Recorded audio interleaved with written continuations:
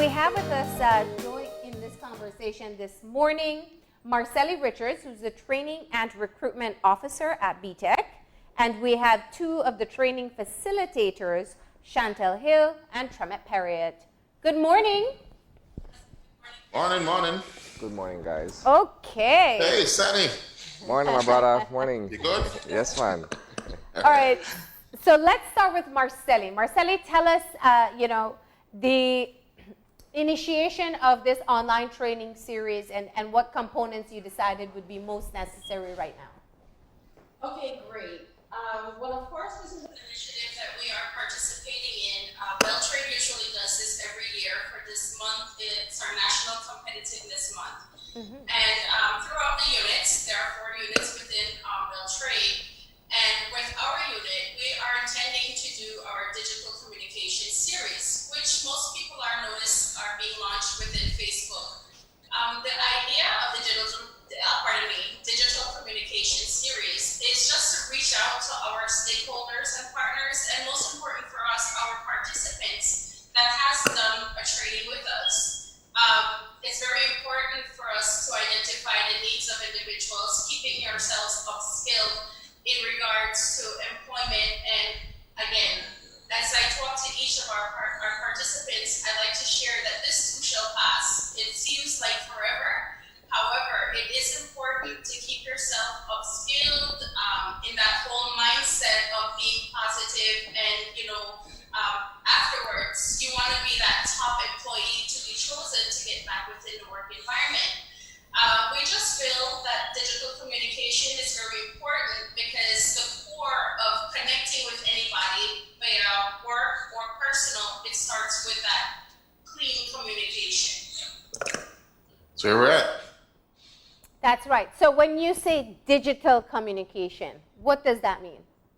Well, I mean, if you're not noticing, like everybody else, we're kind of moving into an online setting, right? Yeah. So it's not so much a personal one-on-one basis. And I think it's just important for individuals to be aware when you're talking about communicating, there's a platform that you have to keep professional to a certain extent, especially when you're getting through hard times such as these. When I talk about digital communication, again, it's just because majority of what we're doing is going to be moving more into an online setting. And it's very important to bear in mind that all the communication techniques still coincides with this. Mm-hmm. Yeah. So Tremet, let's talk about your contribution to the training. You offered a training session on self-reflection. Tell us about that. Well, the self-reflection, I mean, for the last couple of months, we have been cooped up, so to speak, and many people struggle with what they're going through, and I believe it was a good time, especially for me, hopefully for other people, to take the time to study themselves, take a look at how their lives will progress after this particular time, how it has progressed through the years that they've been going through, what things they'd like to improve on themselves, what kind of mindsets they'd like to develop, what kind of forward motion they would like to have as things get up. And so when you're talking about self-reflection, all of this is in that, and it's a very difficult discussion you have to yourself. You have to say, self, will you improve? And then you have to look at yourself and say, yes, self, I will improve. Wait, I thought you were waiting for the answer from self just now. Oh, you talk to yourself, look yourself in the mirror and say, self, we're going to have this discussion. Yeah. And I think that through this digital series, it is competitive week, so we want to win, and I don't know what we're going to win, but we're going to beat the other. Right. Yeah. You get the idea. But we want to impart knowledge, hopefully, to help people build themselves, not just skills-wise, but personally as well. And I think that Marceli has done an excellent job of Here's an interesting juxtaposition. Here, no? Here's an interesting juxtaposition, if I may, right? How do you deal with trying to motivate others to be the best professional they can be, either within the digital realm, in person at work or what have you, when you're looking at persons who by and large at this point are unemployed and they're trying to figure out how do I jump back into the workforce? What would I need to be able to make me more competitive? What gives me the edge? How do you look at these two things? That's a question that we've been trying to answer. It is difficult. I don't think there's any specific answer to that. I mean, it's a very personal journey that each person has to take. What we're trying to do is give people options to help with the process. The things that we do won't be for everyone, and it might be for a lot of people. Our hope is that we capture more people than less in providing an opportunity, skills-wise, and an opportunity emotional-wise to help grow. Some people take whatever information we have and use it in their everyday lives. I mean, but we have to practice it first before we can show it and or teach it. And so for me to look at someone who doesn't have a job and say, hey, remain positive, no. You know, it's not necessarily a good front. However, we can as a unit provide techniques and different things that they might want to put in their lives, and hopefully it helps them. Yeah, coping mechanisms, And you know, I appreciate you saying that, Tremit, because you're right. It takes more than a positive attitude. It does take opportunity as well. And what this does is perhaps get you in the right frame of mind to seek out opportunities. And I wanted to get into that because, you know, the BTEC is essentially a training center to help to make people more employable. And where right now jobs are a lot of people have lost their jobs, they can be looking online. And this is kind of like developing the skill sets to do online work. What is the objective that you have? Would it be for people who are unemployed to find new jobs, or is it for people who are making this migration to an online realm to be better at it? In the planning phase of all of this, we started thinking about what people in a whole would want, coming up with the topics for the digital communication series. Yeah. And a lot of these topics are full-fledged capacity building workshops that we normally would take an entire day to do. So we went through and we selected what we felt were the core objectives of our workshops. And it would benefit people who are employed and people who are seeking employment. Our upcoming videos are more geared towards time or personal management. So it would help to equip people with skills who are working so that they're more efficient and effective, and it would also help in your personal lives. It is the same with our communication 101 that we will go live with this Friday, actually, May 29th. It is verbal, nonverbal communication. It is communication styles and personalities that we will be covering. It is addressing how to build your social awareness when you are communicating. So a lot of these workshops tend to be enriching for people who are working, but it's also developing yourselves on a more personal level also. Yeah. And how about adapting to this new online communication style? There's a lot to learn here. Yeah. Yeah. And trust me, as trainers, we are learning ourselves every day. And it's a bit exciting because you learn something and you can't wait to share it with others so they can be just as awesome. Yeah. I think as long as the internet stays up and people have access to devices, we should be able to communicate, hopefully. Yeah. How we communicate, that's another story.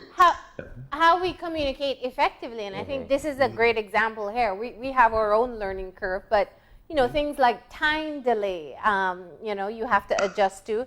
Also, not having someone in front of you while you're communicating. We've done live training sessions with you guys on the show.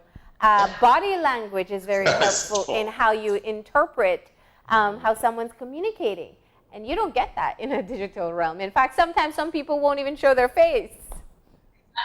Exactly. You know. That is true. Yeah. And communication all compacted into one. And just as you mentioned, Marlene, when you're doing a digital communication or online session, it's something a little bit more intimate in a sense. If you want to think about it in that sense, you're not there with the person physically. However, when you are in the face of a camera, then you want to make sure you're on top of your game. Yeah. For some people, it's a bit nerve-wracking to be put on the spot in front of a camera. No? It takes away. I'll tell you, it does take away from our presentation to an extent, because we at BTEC we're not just read off. We're people oriented. We're very active. A lot of the stuff that we do, sometimes we have workshops going on downstairs that we're doing, and people up here in the conference room having meetings, they have saying, "Oh, hey, you guys are making too much noise."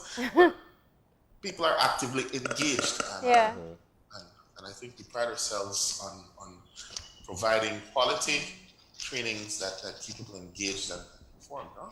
Yeah. So Chantel, tell us about your training. Okay, for the live session that's coming up, we wanted to show people the top 10 soft skills, which is the session that I did. The top 10 soft skills that were admirable in employees, basically what employers are looking for. And we want to take those top 10 soft skills and move it or tune it more with our personal management sessions, which are coming up this week.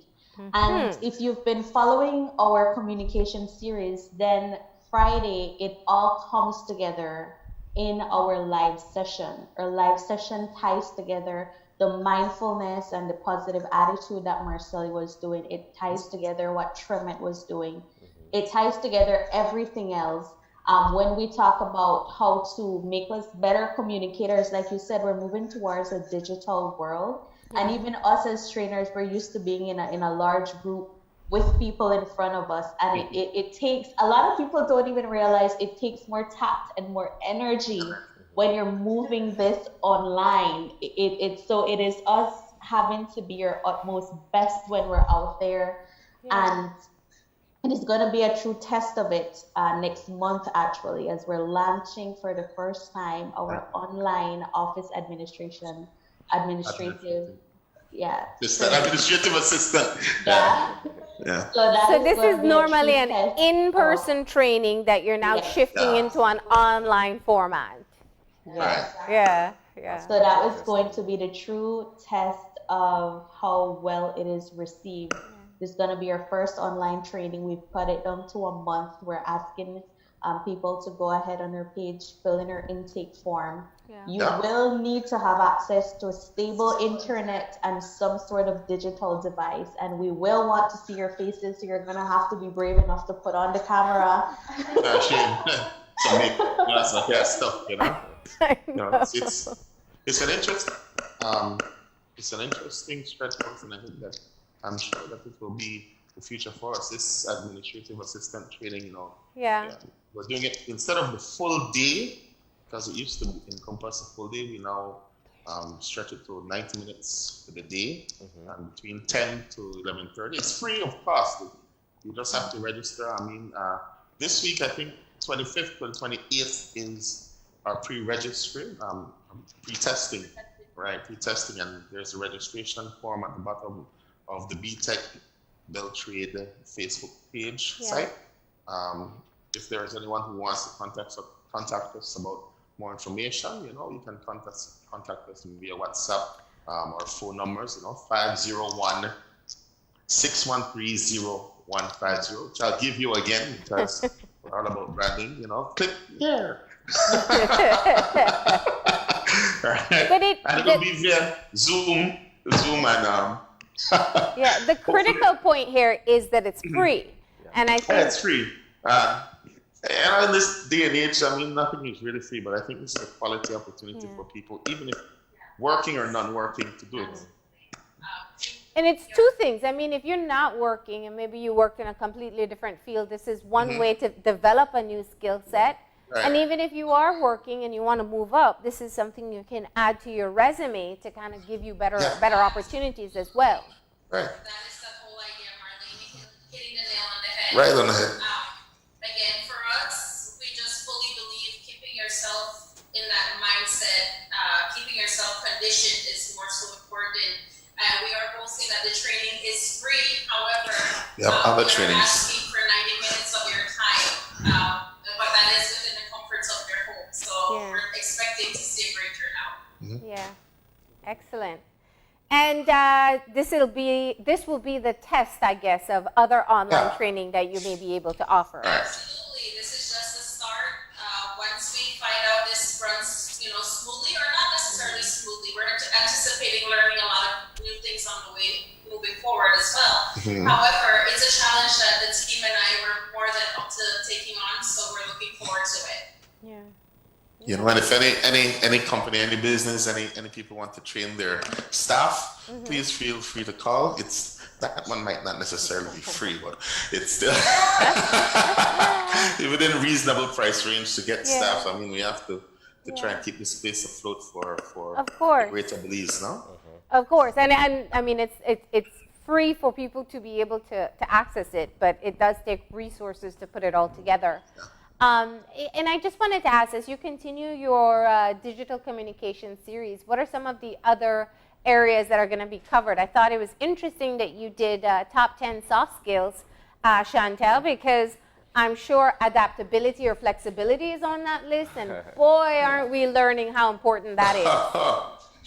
Yes, it is very, very essential. And one of the things I stressed at the end of my video, and it's something that we constantly stress here as a team, one person may not possess all top 10 soft skills, but it is something to work on that you constantly develop. And that is what it is. It is self-enhancement. One person won't be able to do all of those things, but it's about choosing which ones fit into you, and you can't pretend to be somebody who's flexible, because when you're put to the test, it will show that you're not. And even when we help people develop their resumes here, that is something that we help them try to find. What are some things that are strengths of yours? What are some things that you're good at? And don't put it on there if you know you're not. It's about constantly working. If you know you're not a punctual person, please don't write that you're very punctual, but go ahead and see how you can improve on being this type of person. And it's key. I mean, I really like when we talk about soft skills, because that's a lot of what we're relying on right now. We're relying on our innovators to help us innovate and change. We're relying on adapters to kind of help us figure out the way forward. We're relying on people with really strong work ethics and all these other soft skills that are oftentimes not taken for granted, no? Exactly. And whenever we meet with partners or we meet with shareholders, one of the things that they keep stressing to us is it is great if we find somebody who is qualified to do this, but even more so, we're open to finding somebody with great soft skills, with a great attitude, who is very coachable and willing to learn. We're willing to teach people how to do what it is that we need, but we can't teach people to have great soft skills. We can't teach you to have a good attitude. We can't teach you to be respectful. We can't enforce these values into you as a person, but we can teach you how to do work on a computer. We could teach you how to do the technical aspects of a job, but we can't teach those aspects. And it's fascinating, because I think if you look at the global market, the emphasis on soft skills is really kind of overtaking the technical capacity. It's 80-20 or something like that. 80% soft skills, 20% technical. 80% soft skills. All right, so that means we have to go and log on to your series to kind of see what we can learn in that meantime. Right? Absolutely. All right. So how do you... Make sure to call either the phone number or WhatsApp 501-613-0150. Tremit, let's test your adaptability skills here, right? So since you want us to remember this number, one of the best ways to remember something is to hear it in a song. So you want to sing that number? So just put the flashing lights up here. So subscribe at btech@belizeinvest.org.bz. That's the email if you want to send it if you don't remember the number. Yeah. BTEC, BTEC at BelizeInvest, one word, .org.bz. Please, everyone, just give us a drop. And we're the here to easiest help. way is to find you on Facebook. That's what a lot of Yeah, people do. easiest way, just, look for this face. Kind of, well, not the prettiest person, but we at work. You're like, oh, that Bali is, man. Yeah. I want to say thank you for joining us this morning and letting us know what you're up to. It's for people who are actively looking for a training session, they can definitely go and get all this information there. But I think it's also great for people who feel particularly helpless, like they don't have opportunities to just log on and start to learn something new, just even when you're feeling really, really down about what's happening. It makes you feel more empowered that you're doing something actively to get yourself started on a path back to employment. So I do hope people take advantage of it, and best of luck, and thank you for joining us this morning. Thank you very much for having us. All right. And there you have it. Once again, remember that you can find them on Facebook. There's a website, or you can call them and find out about all the training opportunities that you can take advantage of from the comfort of your home, courtesy of BTEC.